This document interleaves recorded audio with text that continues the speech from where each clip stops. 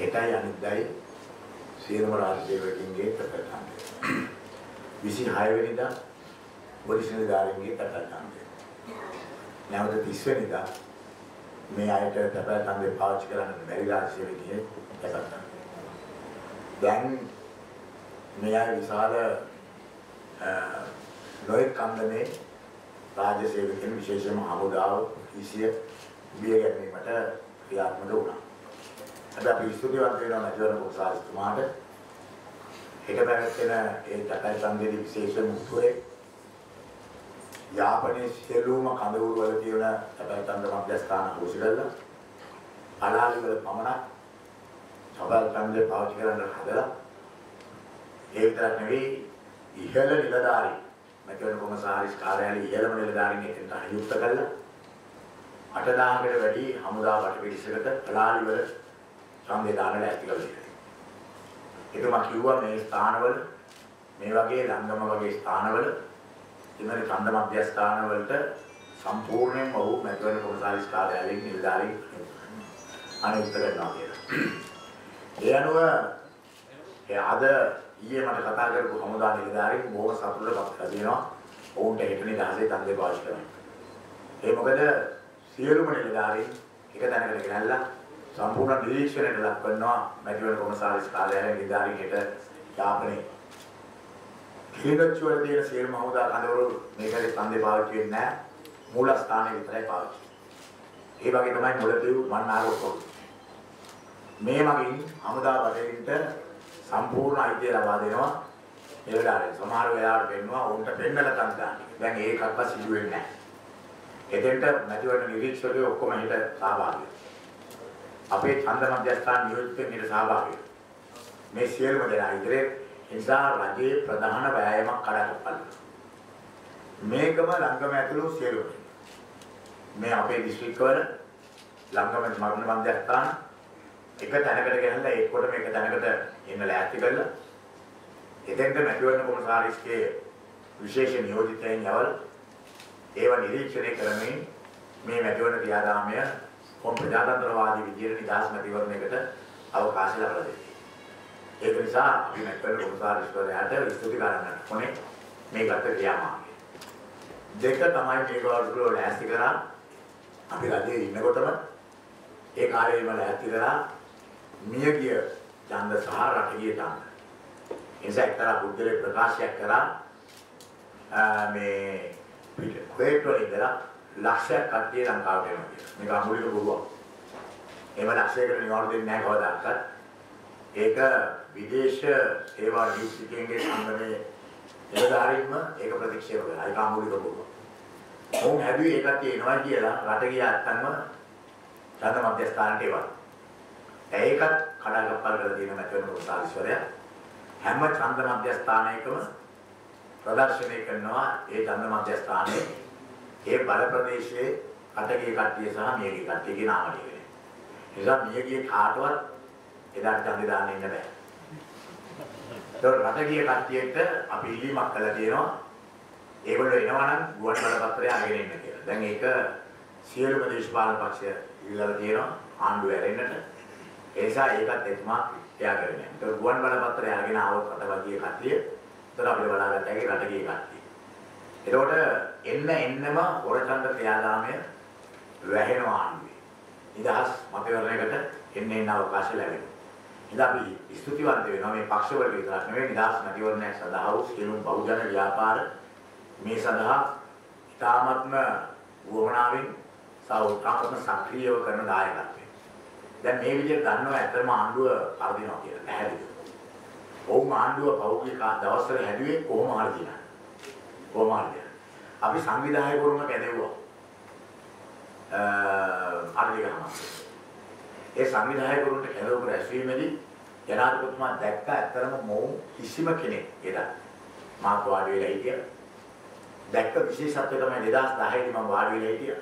ඔල්වරසන් හඬ මැදියේ තමයි ඔහුගේ නාම යෝජනාව ඉදිරිපත් කෙරුවේ.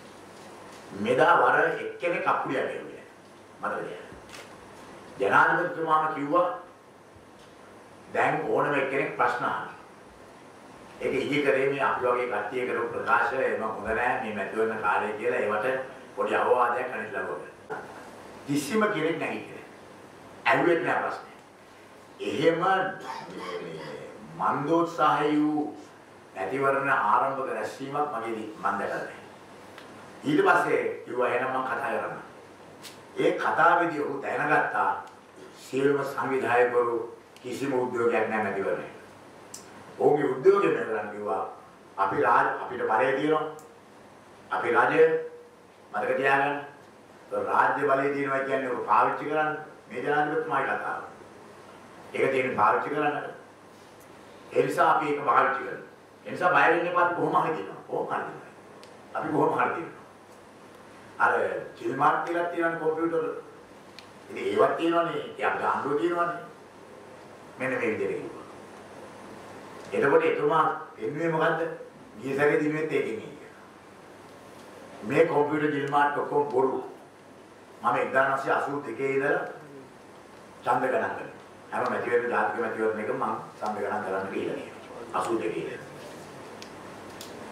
අපිත් ඒ කාලේ හිතුවා අවුරුදු 17ක් UNP එකේ තියෙනකොට අපි පැරදෙනකොට අපිත් හිතුවා මොකක් හරි එකක් තියෙනවා කියලා. නමුත් ඊට පස්සේ මම ඉස්සරහට පස්සට ගිහිල්ලා ආවම ඒගොල්ලෝ ඉඳලා තියෙන්නේ ඒගොල්ලෝ කොහොම බයෙන් ඉඳලා තියෙන්නේ හැම මැතිවරණයක්ම ඉවර වෙනකන් කවුරුද නැහැ කියලා. මේ ලංකාවේ මොන දිල්මාට් එක දැම්මත් ඒ දිල්මාට් දාන කට්ටිය අනිත් අතට ගියටියෝ කියනවා. ලංකාවේ ඕක උඩින් තියාගන්න බෑ. ඒ නිසා ඒ දිල්මාට් වලින් දැන් කරන්නේ මොකද? මානසිකව වැටලා ඉන්න ශ්‍රී ලංකා නිදහස් පාක්ෂිකීම ගොඩ ගන්න. ඒක ගොඩ ගන්නට බෑ. මොකද දිනපතා ලක්තියෙනවා. දිනපතා ලක්තිය හැදිලා යනවා. ඉතින් ඒ නිසා අද ජනාධිපතිවරයා මේ තත්ත්වයටපත් වීම ගැන අපි දුකේ. ඔහුම එදා අපිත් එක්ක පාරට බහැලා නිදහස් මැතිවරණයක්, නිදහස් මාධ්‍යයක්, ප්‍රජාතන්ත්‍රවාදයේ නිදහස වෙනුවෙන් අපි දෙන්න එකට කඳුළු ගෑස් කාලා. අපි දෙන්නම පොලිසියෙන් එකට කුටි කාලා. අපි දෙන්නම පොලිසියේ බැරිකේඩ් වලට පයින් ගහලා කඩාගෙන පෙරපාලි මෙහෙවලා තියෙනවා. එහෙව් නායකෙක් එරස් වුණා. මට කියපු අන්තිම දාල් මම කිව්වේ ජනාධිපතිතුමා විපක්ෂයේ ඉන්නකොට අපි කියපු ඒවා ආණ්ඩු පක්ෂයට ඇවිල්ලා මට වෙනස් කරන්න බෑ. මට පක්ෂ මාරු කරන්න පුළුවන් මට ප්‍රතිපත්ති මාරු කරන්න බෑ. ඔබතුමාට මම දන්නේ ජනාධිපති ඉන්නේ කරන්න පුළුවන්ද කියලා මට අනේ කරන්න බෑ. මම දිගින් දිගටම කියනවා මේක. ඒක මම කිව්වා මට කතා කරලා ඒක කරන්න එපා හොඳ නැහැ. දේශ කැමතිවරයෙක් වශයෙන් මේ ඡන්දය මම කිව්වා මට කරන්න දෙයක් නැහැ. මම දිගටම කතා කරනවා.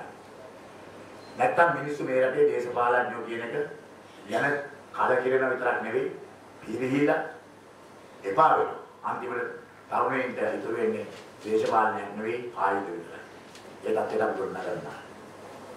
දැන් ඒ නිසා අද ඉතාමත් මොකක්ද? අද අපේ දලස් අමාත්‍යවරයා කියලා තියෙනවා දැන් දිනන්න බෑ. දැන් එයා දිනන්න හදන්නේ සංඛ්‍යා ලේඛන වලින්. ඡන්ද වලින් නෙවෙයි. දැන් එයා කියනවා ඒගොල්ලෝ සංඛ්‍යා ලේඛන දිනුව ඒක කරලා තියෙනවා. මේ සංඛ්‍යාවයි 155 කරන 7ක් මහින්ද රාජපක්ෂට දෙනවා හම්බ වෙනවා.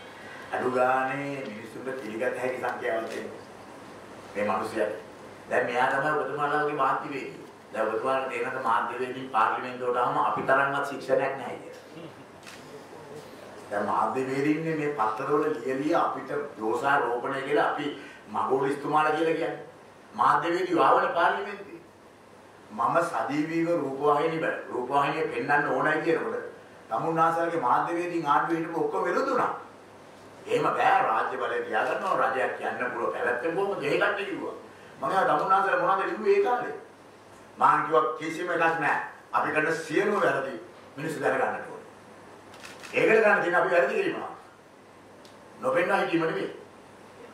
මම ඒක නිසා කියනවා. මේ මාධ්‍යවේදියා මහ ලොකුට ලක්දිව පත්තරේ කතා කරමු. එදා ඒ දලසල්හ පෙරමුණ දැන් නැරිලා. එයාගේ දේහය විතරක් තියෙනවා. එයාගේ මලකුණ තියෙනවා. ඒ මලකුණ දැන් කතා කරනවා. දලසල්හ පෙරමුණ කියන්නේ නම හැදුනේ දේශපාලනයෙන් නෙවෙයිනේ. ඒතකොට එයාගේ නෝනක් කියන්නේ ඒ දලසල්හ පෙරමුණ කියන මාධ්‍යවේදියා කියන්නේ එයා මැරිලා දැන්. දැන් කාලයක් ගත කරලා මොකද එයා කැබිනට් එකේ ඉන්නකොට මැරිලා. එයාට අපි තරම්වත් කැබිනට් ඇමතිකම හදාගෙන ගන්න බෑ. ඒ සුව පහසු වෙනවා. ඒක දින වරප්‍රසාද අයින් කරගන්න බෑ. මේ අමූලික බොරු මේ මම පැහැදිලිව කියනවා මම දැකලා තියෙනවා රජයේ ඔත්තු සේවාවලින්ම කරපු පරීක්ෂණ. අපි ඇවිල්ලා දවස් 3කට පස්සේ මට ඒක රහසිගතව මගේ මේ නියෝජිතකට එන්නේ කියලා දුන්න ඒකෙදි කිව්වා. ඒක දිනුනේ ඒ වෙනකොටත් තියුනේ මෛත්‍රීපාල ශිෂ්‍යයට 52.8යි. මට කියන්න. 46 දුන්නේ වෙලාවේ ජනාධිපතිවරයා. ගිය සතියේ මට දුන්නේ කේදී වෙනවා 53.1යි. මම මේ කියන එකක්වත් දශමිකයට වෙනස් නැහැ. බොරු කියන්නේ. මට කියන්න. මෙව නැහැ කියන්න පුළුවන්. 53.1යි ජනාධිපතිවරයාගේ ජන සංඛ්‍යාව 45යි. දැන් ඒකෙද තමයි මේ ඉලක්කම් කියන්නේ. මෙතුමා කියනවා මෙයාගේ සමීක්ෂණ ඔක්කොම හරි කියලා මොන බොරුද? බස්නාහිර මැතිවරණයේදී දුන්නනේ. බස්නාහිර සහ දකුණ ඩලස්ගේ සමීක්ෂණය. දුන්නනේ වාර්තාව. කොහෙද හම්බ ගන්න? මුළු බස්නාහිර දකුණටම මගේ බේරුවල ආසනෙ විතරයි ඡන්ද වැඩි වුණේ. වෙන කිසිම ආසනයක ඡන්ද වැඩි වුණේ නැහැ. අනිත් හැම ආසනයකම ඡන්ද අඩු වුණා. වැඩි ඡන්ද ප්‍රමාණය අඩු වුණා. මගේ ආසනයේ වැඩි ඡන්ද ප්‍රමාණයක් වැඩි වුණා. ඡන්ද ප්‍රමාණය. ඒකින්ද තමයි අර වසන්ත ප්‍රිය රාමනායක වෙනම කිව්වේ. බේරුවල කියන්නේ වෙනම සාධකයක් කියලා. මේ සැරේ මැතිවරණේ බලන්න බේරුවට මොකද වෙන්නේ කියලා. එතකොට ඊට පස්සේ ඌව මැතිවරණයට මෙයා කිව්වා. දින නැහැ. ඒ සම්පූර්ණයාගේ සමීක්ෂණේ බොරු වුණා. සමීක්ෂණේ බොරු වුණා. මතක තියාගන්න. ඒ නිසා මේ සමීක්ෂණ වාර්තා දෙකක් දැන්. මෙයාට සමීක්ෂණ දෙත හැකි දිනනකම්. කර දිනකොට මෙයාගේ සමීක්ෂණේ වැරදිනවා. එක මෙයාට වැරදිනවා, එක මෙයා වරද්දනවා. දෙකෙන් එක. මේ පුද්ගලයා. අද මෙයා ගොබෙල්ස් කෙනෙක් වෙලා. ගොබෙල්ස් මාධ්‍යවේදී. එයා තමයි කිව්ව ඕනෙම බොරුවක් සියවරක් කිව්වම ඒක සත්‍ය වෙනවා. අද ඩලස් නෙවෙයි මෙයාගේ නම ගොබෙල්ස්. ඩලස් මරුණ කාලේ අර දැන් ඉන්නවා ගොබෙල්ස් අලාපෙරම කියලා පුද්ගලෙක් මෙයා මම මේ වගේ පුද්ගලයෝ මාධ්‍ය හරහා ඇවිල්ලා අර ඇමතිකම් වල බඩජහරිකමට මේ තරම් ඕජස් ගැලෙන තත්වයකටපත් වීම ගැන මගේ දීර්ඝකාලීන මිත්‍රයෙක් එක්ක දලස්සලා කරනවා ගැන ඔහු අකාලේ මිය යාම ගැන මට හරි කනගාටුයි. අපේ මහින්ද රාජපක්ෂ ජනාධිපතිතුමා දැන් කියනවා මේ 21 වෙනිදා පොතුවිල්ලට ගිහලා කියන හැම මේ සංවර්ධනය මේ තරම් සාමාන්‍ය හරියට මේ සංවර්ධනය ගැන අපේ කිසි ප්‍රශ්නයක් නැහැ. යුද්ධය ගැන අපේ කිසි ප්‍රශ්නයක් නැහැ. යුද්ධේ වීරය අපිත් එක්ක අනිත් වීරයා මහින්ද රාජපක්ෂ කියන කතාව නැහැ. අපි වෙනස් කරන්නේ නැහැ කියපු කතාව. ඒකට ගිහිලා අපි ආණ්ඩුව බේරගත්තා 17 දෙනෙක් හිටගෙන 4කින් මතකද? නිසා අපි හින්දා තමයි ආණ්ඩුව රැකුනේ 2008 දෙසැම්බර් මාසේ. නිසා අපි වීරයෝ මේ රතන හාමුදුරුවෝ තමයි හින්දා තමයි මාවිල් ආරුවේ ගැට ගැහිලා මිනිස්සුන්ට වතුර ටික බොන්න නැති වෙලාවේ වගා ටික ඔක්කොම පාළි වෙනකොට මුන්නාසේ වැඩි මහින්ද රාජපක්ෂ නෙමෙයි. රතන හාමුදුරුවෝ වැඩි එතෙන්. ගිහිලා එතන උපවාස කරේ. එතනින් තමයි මාවිල් ආරුවේ යුද්ධෙ පටන් ගත්තේ. එතන මහින්ද රාජපක්ෂගේ ස්විට්සර්ලන්තේ පොටිත් එක හදාගෙන සෝමවංශ අමරසිංහ මහත්තයාම කියනවා ඒගොල්ලෝ ගිහිල්ලා එයා විමල් වීරවංශය ගිහිල්ලා කිව්වහම යුද්ධ කරන්න කියලා මගේ මේකෙන් දැහුවා ගහන්නේ පොටින් කොහෙද සෝමවංශ කියන්නේ බඩු බෑ මගේ මේකෙන් දැහුවා මේක මොකද්ද කියලා මම කියන්නේ හරි ඒ කුට්ටමෙන් දැහුවා ගහන්නේ සෝමවංශ එයා ප්‍රසිද්ධිය කිව්වා එහෙම කිව්ව නායකයා එතකොට යුද්ධේ ඒ කර මෙහෙවුම කට්ටිය මේ කට්ටිය අපිත් එක්ක ඉන්නේ මේ සියලුම කට්ටිය යුද්ධයක් කරයි ජයග්‍රහණය කරයි කියලා රට ඊට පස්සේ යහට යන ක්‍රමයක් තියෙනවා. නෙල්සන් මැන්ඩෙලා හොඳට පෙන්වලා දෙනවා. අපි කිව්වේ ඒකයි කරන්න කියලා. එතකොට එතුමා කියලා තියෙන සංවර්ධනය. ඔස් මේ සංවර්ධනයම පිළිපීලේ තිබුණා මාකෝස්ට. මාකෝස්ට තිබුණා. මාකෝස් පෙරදුනාට පස්සේ මම ගියා පිළිපීලේ ගිය වෙලාවේ සංචාරයට මම පොලි රටයක් අරගෙන මම ගියා මලකලඤ්ඤන් මේ මාලිගාවට. මාකෝස් උඹට තොර ප්‍රදර්ශනය කරනවා. ඒකට යනකොට මට මම ඇහුවාම රේදුලාගේ ඒ යන සර් මේ ගුවන්තොට බල හැදුවේ මාකෝස්. සර් මේ අධිවේගී මාර්ගයේ මාකෝස්. සර් මේ බිල්ඩින් ඔක්කොම හැදුවේ මාකෝස් ආවට පස්සේ. සර් අර වරාය මාකෝස්. මේ විදිහට පෙන්නන ලංකාවේ එකෙකුත් කියන්නේ නැහැ ඒ රාජපක්ෂගේ. ඒ ඔක්කොම කරා. දවසක මුළු පිළිපීනේම ඇකිනෝ කියන කාන්තාවත් එක්ක නැගිට්ටා මාකෝස්. මාකෝස් ඉරගෙදර ගියා මිනිස්සු රජ ගෙදර ගියා. සුහර්තුගේ කාලේ ඉන්දුනීසියාවේ මේ සංවර්ධනය කරා ජනාධිපතිතුමා. මේ ජනා මේ වගේ මීට වඩා සංවර්ධනය වුණා ඉන්දුනීසියා. ඊට වඩා ලොකු රටවල් මීට වඩා ලොකු සංවර්ධනය. මිනිස්සු දුප්පත් වුණා. සුහර්තෝගේ පවුල හම්බ කරගත්තා. දවසක මිනිස්සු නැගිට්ටා ඉන්දුනීසියාවේ. සුහර්තෝ හිරගෙදරට ගියා. දරුවෝ තාම හිරගෙදර. මිනිස්සු රජගෙදර ගියා. මුළු ඉන්දුනීසියානු ප්‍රජාතන්ත්‍රවාදය හම්බුණා. අද නිදහස් පැතිවරණ බව. අද පිලිපින නිදහස් පැතිවරණ බව. බොහොම නිදහස්වාදී නායකයෝ අද බිහිවෙලා තියෙනවා කියනක පුතා. බොහෝ ප්‍රජාතන්ත්‍රවාදීව මාධ්‍ය නිදහස දෙමින් යහපාලනය ගෙනල්ලා අද රට කරනවා. ගඩාෆි රටේ මොනතරම් සම්වර්ධනයි. මීට වඩා අඩු ගානේ ගඩාෆි රටේ මිනිස්සු ගෑවා. මේ ඔක්කොම දිනුන ගඩාෆි රටේ. කාන්තාර දියැලි හැදුවා. ගංගාවල් නිර්මාණය කරා. කාන්තාර හැදුවා. ඒකනේ ගඩාෆිට තුවක්කොට වෙඩි තියන හදනකොට කාණු පල්ලෙන් එළියට අරගෙන ඒ තරුණයාගෙන් අහනවා ගඩාෆි මම මොනවද උඹලට කරපු වැරද්ද? ගඩාෆිට තේරෙන්නේ නැහැ. ගඩාෆිට තේරෙන්නේ නැහැ. සතෙකුට කන්න බොන්න දීලා තියාගන්න හැටි. මිනිසාව තියාගන්න බෑ කවදා. එහෙම තියාගත්තා නම් සෝවියට් දේශේ කවදාකවත් කඩාගෙන වැටෙන්නේ නැහැ. සමාජවාදී කිසිම රාජ්‍යයක් කඩාගෙන වැටෙන්නේ නැහැ මතක තියාගන්න. මිනිස්සුන්ව කන්න බොන්න විතරක් කියලා තියාගන්න. මිනිස්සුගේ පළවෙනි දේ තමයි නිදහස. නිදහස. ප්‍රජාතන්ත්‍රවාදය තමයි මිනිස්සුන්ට ඕනේ. ඒ නිසා තමයි ගඩාෆිට තේරෙන්නේ නැහැ. ඒ නිදහස ප්‍රජාතන්ත්‍රවාදයේ තියෙන ගඩාෆිට පවුලට නෑදෑයින්ට හිතවතුන්ට අහෙන්චයි. අනිත් කටේ නිදහස තිබුණේ. ඒකට උත්තරේ හම්බුනේ අර තරුණයාගේ බුලට් ටික ඔළුව පසාර කරගෙන ගියා. ගඩාෆි මැරුණේ ඒකට උත්තරයක් නැතුව. මතක තියාගන්න. සෝවියට් දේශේ මොනවද නොතිබුණේ? සියල්ල සිදුණා. කියලා තිබුණා. සියල්ල තිබුණා. කසාද බඳින දවසට දියක් හම්බුණා නිකන්. බොහොම තුඩු දෙකේ ගන්න. අවුරුදු 18 දී හැම තරුණයෙක්ටම රට කියනවා. නැත්තම් උසස් අධ්‍යාපන දෙකකින් නිකන්. එක තරුණයෙක් හිටියේ නෑ මුළු සෝවියට් දේශේ මුළු නැගෙනහිර යුරෝපයේම. සමාජවාදී රාජ්‍යයක රස්සාවක් නැතුව කන්න නැති එකෙක් හිටියේ නෑ. ගෑස් ටික අපි දන්නවා විප්ලවයට කලින් මිනිස්සු මැරුණේ සීතලේ. සීතලේ කිසි කෙනෙකුට මැරුණේ නෑ ඊට පස්සේ. හැම මිනිහටම ගෑස් ටික නිකන් හම්බුනා. විදුලිය තුට්ටු දෙකට හම්බුනා. වතුර ටික නිකන් හම්බුනා. ගේ තුට්ටු දෙකට හම්බුනා. හැම විනාඩි දෙකකට වරක්ම මොස්කව් වල හැම බස් ස්ටෑන්ඩ් එකකටම බස් එකක් ආවා. ඒ මොස්කව් වල පාරවල් නිව්යෝක් වලවත් නැහැ කියලා පාරවල්. ඒක දවසක නැගිට මුළු මේකම අපි ආදරය කරපු සෝවියට් දේශයට එරෙහිව. නැගිලා අපි ආදරය කරපු ලෙනින්ගේ පිළිරුව කැඩුවා. රතු කොඩිය අපි ආස්වාදයෙන් අපි තරුණ කාලේ ඒ පැත්තට ගියා. ඒ රතු කොඩිය බිම දාලා ඒවට මුත්තර කරනවා අපි. ඇස් දෙකේ කඳුළු පුරවගෙන බලන්නේ. මොකද්ද?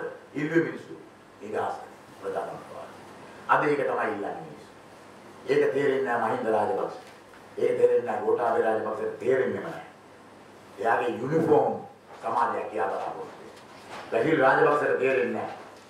නාමල් බුදාට තේරෙන්නේ නැහැ. මොකද ඒගොල්ලන් නිදහස තියෙන ප්‍රජාතන්ත්‍රවාදී. ඒගොල්ලන්ට අනිත් මිනිස්සුන්ට පයින් යන්න බැරි මිනිහට නැති නිදහස තියෙනවා. ඒගොල්ලන් ලැම්බෝගිනි කියන්න පුළුවන්.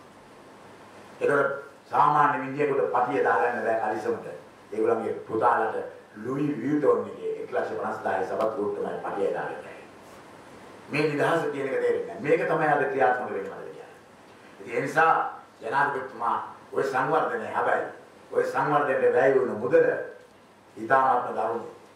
ඊටාත්ම දරුණුයි මුදල. මේ භාරවලට වැය වුණ මුදල අපි ඒවා කතා කරා. සම්පික ඇමතිතුමා කතා කරා මේ කැබිනට් වල. සමහර ඒවා අපි බලාපොරොත්තු ගත්තා. වතුර වල මේ වේ. ඒ වගේ මහා මගඩි ඔය එක පාරක්වත් ටෙන්ඩර් නැහැ මොකද කියන්නේ. කිසිම පාරක් ටෙන්ඩර් නැහැ. කියනවා කැබිනට් මණ්ඩලයට අනුමත කළා තමන්ගේ ඕන එකෙකුට දෙන ඕනම ගණන්. ලංකාවේ අධිවේගී මාර්ග තමයි ලෝකයේ තියෙන අධිවේගී මාර්ගවල වැඩිම වියදම තියෙන්නේ. මේ තියෙන මගේ ගාව ලෝකයේ තියෙන අධිවේගී මාර්ග මුම්බයි ඉඳලා නාසික් වෙනකම් ලේන් 6 ඒක තියෙන්නේ කීයද රුපියල් මිලියන 657යි කිලෝමීටරේ. අපේ වගියේ රුපියල් කිලෝමීටර් 5642යි කිලෝමීටර. අනිත් ඒවා රුපියල් මිලියන 9916යි. වාඩද කඩවත කරවල් කියන්නේ. කඩුවෙල කඩවත 5642යි. ගොඩගම පෙළියත් 3551යි. මෙන්න ගන්න. මේ වගේ මට දිගටම පෙන්නත හැකි ලෝකයේ අධිවේගී මාර්ග සහ අපේ අධිවේගී මාර්ග. ඒ නිසා අද මේගොල්ලෝ බලේ දාලා යන්න බැරි හින්දා බොහොම අමාරුවෙන් ඉන්නවා. මෙතුමා කියනවා මැතිවරණ තිබලෝ. මැතිවරණ තිව්ව එක තමයි මිනිස්සුන්ට එපා වෙන්නේ නැති. 2007 අවුරුද්දේ ඉඳ හැරෙන්න 2005 ඉඳලා අද 2014 මේ අවුරුදු 9 හැම අවුරුද්දෙම මැතිවරණ. ඉතින් රටක් හැදෙන්නේ කොහොමද අවුරුදු මැතිවරණ තියෙන්නේ? අපි මැතිවරණ තියෙන කාල පරිච්ඡේදයේ අපි ඔක්කොම ඇමතිවරු ඒ කාල ඒ ගිහිල්ලා ලැබුම් ගන්නවා. මාසෙකමාර. ඒතකොට අපේ අමාත්‍යාංශ සංවර්ධනේ ඔක්කොම ඉවරයි. ජනාධිපතිතුමාම කියන ඔක්කොම යන්න ඔක්කොම අතහැරලා දාලා කර්ම කරා. එහෙමයි. අපි මේවට කැමති වුණේ නැහැ. නමුත් අපි ඔක්කොටම යන්න සිදුවා. ජනාධිපතිතුමා ආපහු කියනවා දින 100 අලුත් රටක් හදනවා. අනේ නෑ ජනාධිපතිතුමා. හරියට කියවන්නවා. ඔබතුමා කියවන්නේ නැති මම දන්නවා. ඒක නිසා ඔය පොත් කියන ඒවා කියවන්න ඔබතුමාට ලියලා දීලා තියෙනවා. ඔබතුමා ලොකු පොත් මේ වගේ ඒවා කියවන්නේ නැති නිසා මේ පොඩියට ලියලා දීලා තියෙනවා. මේක 1 2 3 4 5 6 කියලා ලියලා තියෙනවා. මේ ලියලා දීලා තියෙන මහින්ද රාජපක්ෂ වගේ කට්ටියට. මොකද වැඩිම භාෂාවේ නැති කට්ටියට මේක ලියලා. ඒකින්ද මේක කියවන්න අනේ කරුණාකරලා. මේක කියවුවාම මේකේ තියෙනවා මේකේ කොහෙවත් කියලා නැහැ අපි අවුරුදු 100කින් දවස් 100කින් අපි අලුත් රටක් හදනවා කියන්නේ මේ රටේ තියෙන මේ ක්‍රමය වෙනස් කරනවා. ඒ කියන්නේ මේ රටේ තියෙන සියලු ප්‍රශ්න ආර්ථික ප්‍රශ්න සමාජ ප්‍රශ්න විසඳනව නෙවෙයි. දේශපාලන ප්‍රතිසංස්කරණ සියල්ලම අපි අවසන් කරනවා. මිනිස්සුන්ට දෙන්න පුළුවන් මූලික සහන අසාධාරණට ලක් වෙන තියෙන පීඩිතයින්ට දෙන්න තියෙන සහන ටික අපි ඒ අවුරුදු දවස් 100 දෙනවා. ඊට පස්සේ අපි කියනවා අවුරුදු දෙකක සර්වභාෂික ආණ්ඩුවක්. මේකෙන් රට හදනවා නම් අපිට තව සර්වභාෂික ආණ්ඩුවක් ඕනේ නැහැ. අන්නේ අවුරුදු දෙකේදී අපි තව රට ඉදිරියට සංවර්ධනය අපි ඉදිරියට ගෙනියනවා. එහෙනම් මේ ලෝකේ පිළිගත් සભ્યත්වයක් තියෙන සදාචාරාත්මක රටක් බවට මේ රටපත් වෙනවා. මුළු ජාත්‍යන්තරම පිළිගන්නා වූ රටක් බවට අපි පත් වෙනවා. මේ අවුරුදු දෙකයි. මතක තියාගන්න. එතකොට ඊට පස්සෙත් අපි යනවා මේ ආණ්ඩුව. ඒ යන්නේ මේ රට ඉදිරියට ගෙනියන්න. මේ රට ලෝකයේ දියුණු රාජ්‍යයක් බවට පත් කරනවා. 21 වෙනි සියවසට ඔබින රාජ්‍යයක් කරා. මෙතුමා තාම ඉන්නේ යුරෝපයේ 19 වෙනි සතවර්ෂයේ කරපු අන්න ඒ තැන් වල තමයි මහින්ද රාජපක්ෂ මහත්තයා ජීවත් වෙන්නේ. තුන එතුමා කියනවා මේක කියන්නේ අම්පාරේ ඊට පස්සේ කියනවා ඊට පස්සේ ගෝඨාභය රාජපක්ෂ මහත්තයා ඒක වැඩක් නැහැ නේ ආදේශ මහන්සියන්. ඒත් කතා කරන්න මම කියන අතර වැටෙන්නේ. එයා රාජ්‍ය සේවකයෙක්. නීති කඩන රාජ්‍ය සේවකයෙක් යා. මේ තමයි ලංකා ඉතිහාසයේ පළවෙනි රට ඉතිරි ලේකම්වරයෙක් කියන දේශපාලන රැසින් කතා. මේක ඉතාමත්ම නරක තත්ත්වයක්. දැන් හෙට තව එකෙක් නැග්ගොත් අපේ වේදිකාවට මොකද්ද කියන්නේ? එහෙම පිටකොන්ද ඇති එකෙක් නැති හින්දා හොඳයි මේ රටේ. ආපහු ජනාධිපතිතුමා කියනවා දැන් අවුරුදු 24ක් ඔබ ඉන්නේ කඳවුරේ. මේ කොහෙද තියෙන්නේ? යාපනයේ. අවුරුදු 24ක් ඔබ ඉන්නේ කඳවුරේ. දැන් කියනවා ජනාධිපතිතුමා මේ යාපනයේ පළවෙනිම ප්‍රශ්නේ ඔබේ ප්‍රශ්නේ මමයි විසඳන්නේ. ඇයි අප්පා මෙතන ගාලේ වෙන ජනාධිපති කියලා. ඔව් යාපනයේ හිටිය ජනාධිපති නම් ඇත්තම ගෝඨාභය රාජපක්ෂ. මේ රටේ ජනාධිපති බල ගන්නත් ගෝඨාභය රාජපක්ෂ ජනාධිපති. ජනාධිපති බැසිල් රාජපක්ෂ. ජනාධිපති නාමල් රාජපක්ෂ. අපේ රාජපක්ෂ ජේෂ්ඨ රාජපක්ෂ. ජේෂ්ඨ ජනාධිපති. අරගොල්ලෝ ජනාධිපති ගම කරනවා මෙයා ජේෂ්ඨ ඇමති වගේ කිසිම තරනවා වගේ. ඒක හරි. මොකද මෙයා කියනවා දැන් එතුමා යාපනයට ගිහිල්ලා කියනවා අවුරුදු 24ක් තියුණා මේ ප්‍රශ්නේ. අපි මුලින් ඉඳලම කිව්වා කඳවුරු වල ඉන්න සියලු මිනිස්සුම පදිංචි කරලා. පාරවල් හැදුවට ওই පාරවල් වල යන්න කාර් නැහැ. යාපනයේ අහිංසකයි. යාපනයේ 99ට කාර් එකක් නැහැ මේ පාරවල යන්න. මොටරසයිකලයක් නැහැ. බුෂ් බයිසිකල් එකක් නැහැ. එහෙනම් කාටද පාරවල් හදන්නේ? මේ දකුණේ ඉඳලා යන අපිට. විදුලි බලය දුන්නට විදුලි බලය ගන්න සල්ලි නැහැ මිනිස්සුන්ට. අද කියන නැත්ත කතාව එක. වතුර දුන්නට වතුර ටික ගන්න සල්ලි නැහැ. අපි ගියා යාපනයේ. මම කියන්නේ මම 24 වතාවක් කැමතිවරයා වශයෙන් මම උතුරේ සංචාරය කළා. උතුරේ හැම ගමකටම ගියා. ඒ මිනිස්සු කිව්ව ඔබතුමා විතරයි අපේ ගම් වලට ඇවිල්ලා. අනිත් හැම හැමතෙම ඇවිල්ලා රැස්වීම තියලා නගරෙ විතරයි ආවේ. මම හැම ගම් වලටම ගියා. ඒ මිනිස්සු කන බොන ගෙවල් වලට ගියා. මම කෑවේ ගෙවල් වල. මම හෝටල් වල නෙමෙයි කෑවේ. මම හිටියේ රැට නිදාගන්න විතරයි මම හෝටලෙට ගියා. හැම කෑම වේලම මම ගත්තේ එක්ක ප්‍රජාශාලාවක එක්ක දෙමළ මිනිස්සු ගානිසක දෙමළ දීවරෙක්ගේ ගෙදරට කෑම ගත්තා. ඉතින් ඒ නිසා මම දැක්කා ඒ මිනිස්සුගේ දුක. ඒ මිනිස්සුන්ට මූලික අයිතිවාසිකමක් නැහැ. ඉතින් ඒ නිසා ලැජ්ජයි ජනාධිපතිවරයා කියනවා අවුරුදු 24ක් කඳවුරේ ඉන්න මිනිස්සුන්ට අධිවේගී මාර්ගය දීලා මහා විශාල ඒවා කරලා හෝටල් හදලා අමුදාවේ ඔක්කොම කරලා තියෙනවා මිනිස්සුන්ට ගියක් හදලා.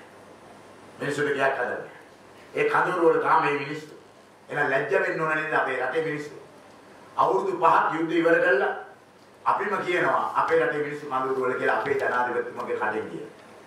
ඒ නිසා තව ඉන්නවා මේ කීකින් නාමල් පුතක් කියලා දෙනවා ඒක මොන නැහැ මොකද අපේ පරම්පරාවේ වෙන්නේ. ඒකලුත් එක ඒගොල්ලෝ තාම දේශපාලනේ ආලපානාංශින් නේද. ඉතින් ඉගෙන ගන්න මොනවා හරි කියන්නේ. අනිත් කට්ටියත් ඉන්නවා මම මේ මූලිකව දෙකක් කිව්වේ තමුන්නාසලට. අද මේ අය ඉතාමත්ම බංගලොත් කප්පලට පත් වෙලා තියෙනවා. තව කට්ටිය මේ ආණ්ඩුවෙන් එළියට වහින ඉස්සරහ අපිට කියන්න. මේ ආණ්ඩුව ඉතාමත්ම අරුබුදයකට තව ඉදිරි සතිය දෙක පත් වෙනවා. මැතිවරණේ පවත්වනකොට ජනාධිපතිතුමාගේ මැතිවරණේ පවත්වන්නට ඇඟට ප්‍රාණ ශක්තිය තියෙන්නේ නැහැ. ඒ නිසා මේ ගමන නවත්තන්නට බෑ. ඔබතුමා මේ සිදුවෙන්නේ මොකක්ද කියලා මාකෝස් කියන ඉගෙන ගන්න. සුහර්ත වෙන්නේ. මේ සිදුවීම සමාජයේ එතන සිදුුනේ එතන මෙවැනි නිදහස් මැතිවරණයක් නැති නිසා මිනිස්සුන්ට පාරට වයින් සිදුවා. මෙදා අපේ විතර මිනිස්සු පාරට වයින් අනිශ්චිත මිනිස්සු මේ පාලනය වෙනස් කරන්නට මේ බැලට් එක පාවිච්චි කරනවා. ඒ නිසා අද කිසිම මේ රටේ නිදහස් මාධ්‍යයක් නැහැ, නිදහස් ජීවිතයක් නැහැ, නිදහස් මැතිවරණ නැති අපිට පත් කරලා තියෙනවා. ඒ නිසා අද සියලුම දේවල් පාවිච්චි කරලා අභිබලය රාජ්‍ය බලය සියලුම දේවල් පාවිච්චි කරලා අපිට තියෙන ජනතා බලය විතරයි. අපි එක්තරට ඝාතනය කරන්නේ, අපි ඝාතනය කරන්න කතා කරන්නේ, අපිට ගහන්න කතා කරන්නේ. දැන් තියෙන දැන් බලන්න හැමදාම ගහනවා. ගහනකොට මොකද ඔබතුමාලගේ කතුරු වරු කියන්නේ උදේට තේ බොන්න ගන්න කියන්නේ. ඒ කන්න ගිය වෙලාවේ කතුරු වලේ කැවුවනේ වෙනදා ප්‍රශ්න අහන්නේ නැහැ මේකේ කතුරු වල ප්‍රශ්න අහලා දෙනවනේ. ප්‍රශ්න අහුවාම මොකද කියලා තියෙන්නේ? මේ සිදුවීම මගේ ආසනයේ පිළිතැබීම ගැන මම අනුමත කරන්නේ.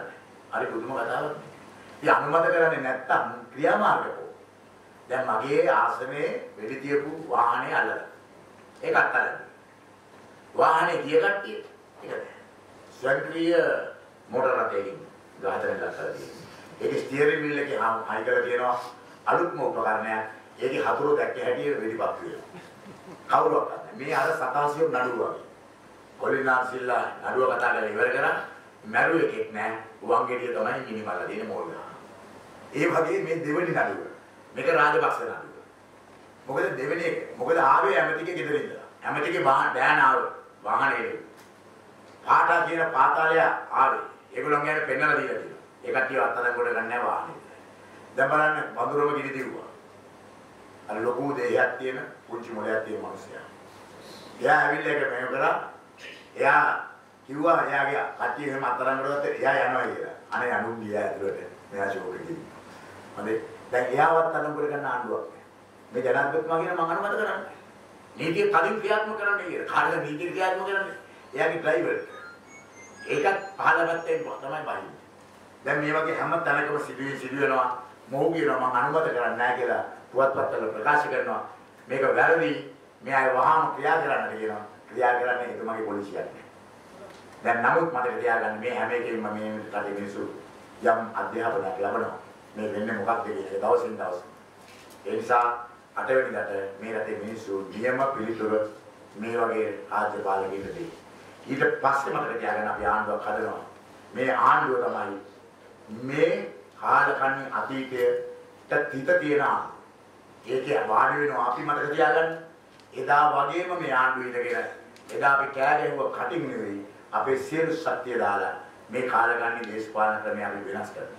එදාට අපිට පුළුවන් හොඳට හිතේසුව එක හිතේසුව මේ සතුටක් එක්ක කවදා හරි අනාගතයේ අපේ දේශපාලනේ අපේ වැඩ කොටස ඉවරයි කියලා විශ්වාස කරනවා.